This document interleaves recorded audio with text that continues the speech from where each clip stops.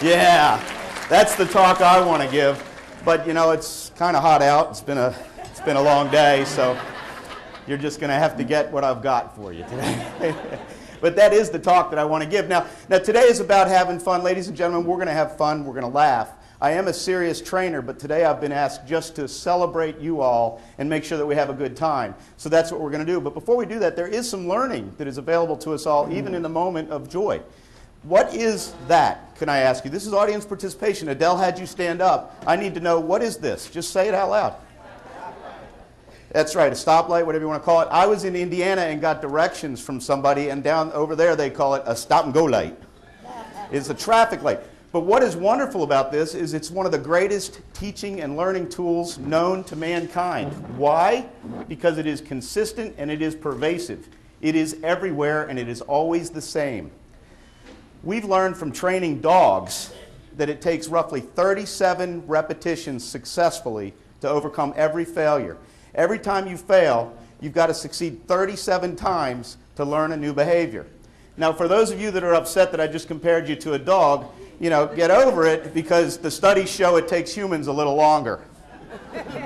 And the reason for that is animals clearly want to please the trainer. That's not always the case with us humans, is it? We don't always want to learn. But what have we learned from a stop-and-go light? We've learned that red stands for danger or anger and that you should stop. We have learned that green means go, it's safe. We've learned that yellow is caution and you should go really fast. That's what we've learned from a stop-and-go light. Now, by way of review, ladies and gentlemen, what color is a stop sign? Audience participation. Red, of course, of course. What color is a go sign?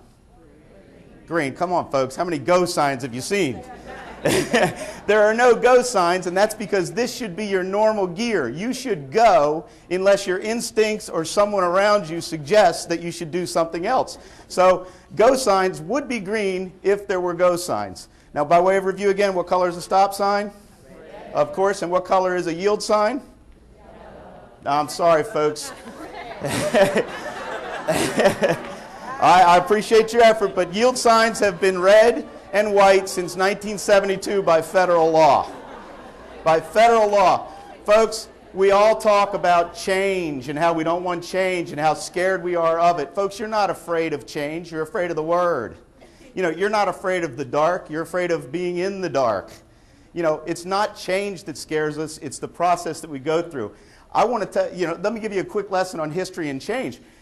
Martin's West I've got great history here. In 1980, my high school prom was here at Martin's West. I'm a Baltimore boy by nature. In 1984, when I graduated from the University of Maryland School of Nursing, we had a graduation ball. It was here. In 1986, my wedding reception was here. My attorney that handled the divorce is right down the road.